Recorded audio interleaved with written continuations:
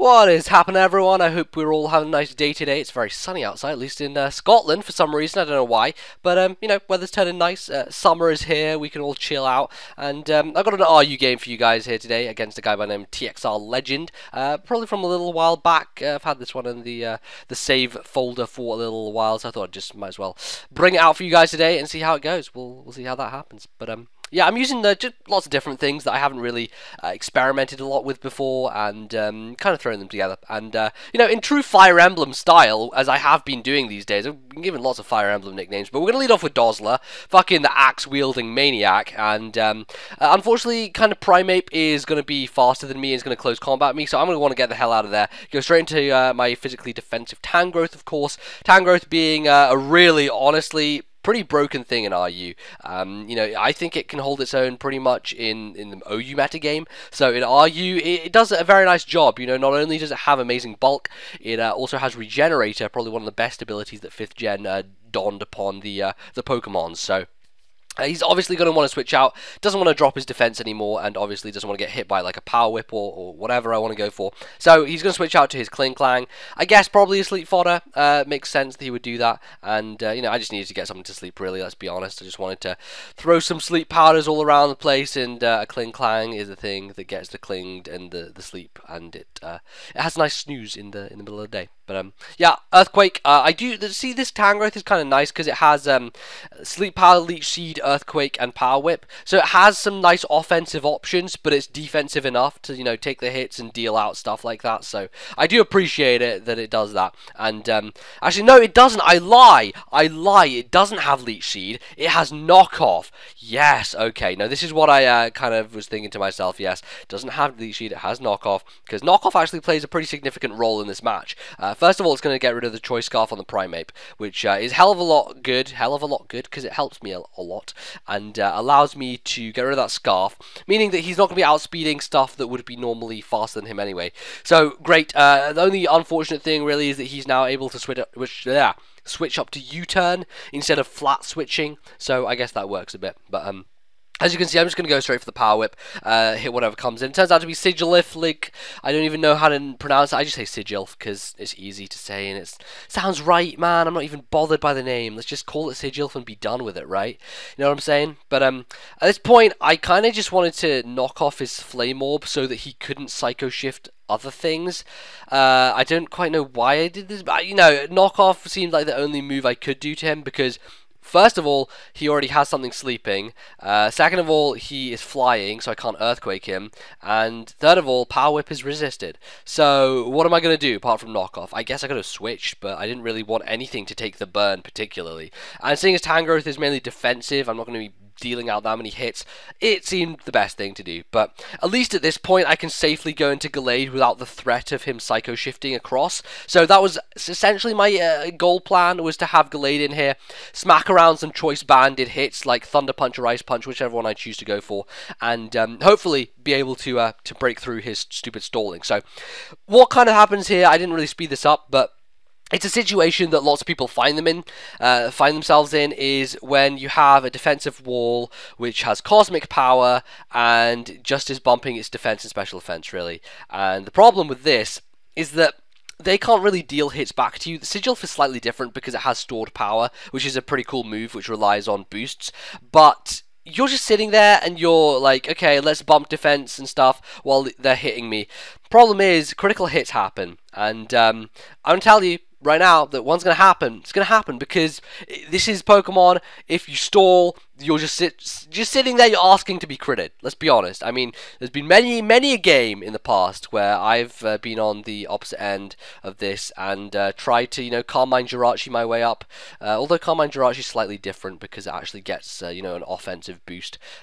But, you know, I really, you know, don't think it's a good idea, because you're going to get critted. And as you can see, he got critted, and now stored power is going to hit me and actually not do very much. So, good job that Gallade has very good special defense, and bad job, I guess, that Sigilf is not able to live, because critical hits go through even the strongest of armor. Yes, indeed. Anyway, he's going to bring in the Flareon thing, and Flareon, it's Flareon. A lot of people just laugh at Flareon because it's not really a threat ever, and look at me, I'm just going into something that's weak to fire because I don't honestly give a fuck at this point. Mainly, I just wanted to see what he was going to do with this Flareon. I wasn't quite sure whether it was like a defensive Wish Protect one, like that one that Tony had that kind of screwed me that one time, and then I crit it and it was all fun.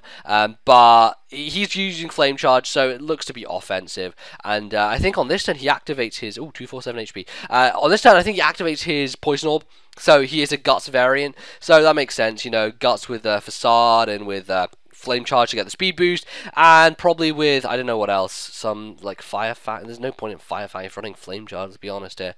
I don't even know, Crunch maybe, I don't know what Flareon gets. It doesn't get a whole host of moves, let's be honest. Its arsenal is pretty limited, so it doesn't do very well in general, but I'm going to smack it with an Earthquake before I go die, because I'm burned, I'm 11 HP, really not much else to do. I could have obviously switched out, got Regenerator, but honestly I just kind of wanted a safe switch, and Tangrowth has kind of done its job at this point, it's done alright for itself, knocked up a couple of things, and yeah, that's all I needed to do, really. Just need to sit there and sponge hits and smack hits out, essentially. But I'm going to go into DOZZZZLA here. Going to pull out my Berserker's Axe. First of all, I'm going to sit here and take a Facade to the face because I didn't realize that I was slower. But apparently, Bouffalon is very slow, actually. It's really, really slow. Like, super duper slow. Flareon outspeeds it. So there you go. That's all you need to say, really. But I do manage to live it. Not only do I manage to live the Facade, I also manage to live the recoil from the head charge, and added to that, managed to live the Life Orb recoil. So, not that it makes much of a difference because he's going to bring in Primeape and U-turn here, but the good thing about this situation is it does give me switch advantage, so even though he's going to be able to U-turn and finish me off, I'll see what he brings in, and I'll be able to act accordingly, so that kind of works out into my favour in the overall scheme of things, I guess. So, what's he going to go? He goes into his Monkey, Water Monkey. I like the Water Monkey. He's pretty cool. I've run some sets with it before. And I'm going to go to Galvantula. And it's kind of interesting because it turns out in the end that the Water Monkey is faster than Galvantula, but neither of us seem to realize that. Like, I brought Galvantula in thinking I was just going to be faster and outspeed it and threaten it, and he obviously switched out, being afraid of the threatening Thunder. So he goes into his Klinklang, Kling-Klang, doesn't die from the Thunder, which is good for me. The reason that's good is that it allows me now to set up a free substitute. I am tripping all over my words today, man. Not good, but I get the sub up, which, because he's asleep, he can't retaliate to me at all, and he has that guaranteed turn of sleep, so I get the free substitute up. On the second turn, I managed to kill him with a Bug Buzz, and now I have Galvantula behind a sub. Things are looking good, let's be honest here. Not too bad a situation to find myself in right now. So, he comes in with Primeape, and he didn't even need the Scarf to outspeed me. I guess Primeape is just naturally pretty quick, so that's cool. He does break the sub with a close combat, even though it's not very effective. It's Stab from Primeape, and it is Galvantula, who doesn't have the best defenses in the world, but I am going to be able to go for the Thunder, finish him off with that negative special defense drop after the close combat, and Galvantula definitely looking good. So at this point, I think he's going to go to his Monkey, and this is kind of the situation we discover, is that the Monkey is actually faster than Galvantula, and is going to go for the Ice Beam, and I'm like, oh, well, I'm glad you didn't do that before, because I would have been in a much stickier situation had you done so. Thankfully, he doesn't actually kill me, even after the Life Orb boost, and I'm able to live it, go for the Thunder and hit him, and he's done. He's dead. He's gone down into Chinatown. The Monkey's put a frown on my face, or his face got frowned on upon. I don't even know. But yeah, there you go. I managed to live the Ice Beam. So that helps. Lack of stab, obviously, contributed to such a thing. And in comes Roselia. I think this is his last guy. And honestly, Roselia is a bit of a pain in the ass. Thankfully, it's not going to do any kind of sleep shadowing. Yes! That's a total, complete thing. Sleep powder. Sleep powder is the word. But yeah, he's going to finish me off with the Sludge Bomb, but I do have Gallade with the Choice Band, and no Eviolite is going to stop a Choice Banded Ice Punch, unless he lives this. I don't think he lives this. He's going to die. Yeah, there we go. Definitely able to take the Roselia out. It is bulky. The Roselia with Eviolite, really bulky and very good in RU. Definitely doing the same kind of Roselia raid job, but, without the obvious, Rosa-raidness of it, just the Roselia-ness of it. None of that Budew option, because Budew's useless. No one uses that. Anyway, that was the game today. Pretty straightforward one. A bit of fun, using some cool stuff. I haven't really used that much before, but, good stuff to use. Anyway, And if you haven't seen my cipher yet, I uploaded that yesterday. I'm aware that some people might have missed it, so if you do want to check that out, it's on the screen right now, so you can go click the link and it'll take you straight to the cipher. So there you go. Otherwise, you can like this video. That'd put a smile on my face, make it much more of a sunny day than it already is. And I'll see you guys next time. Goodbye.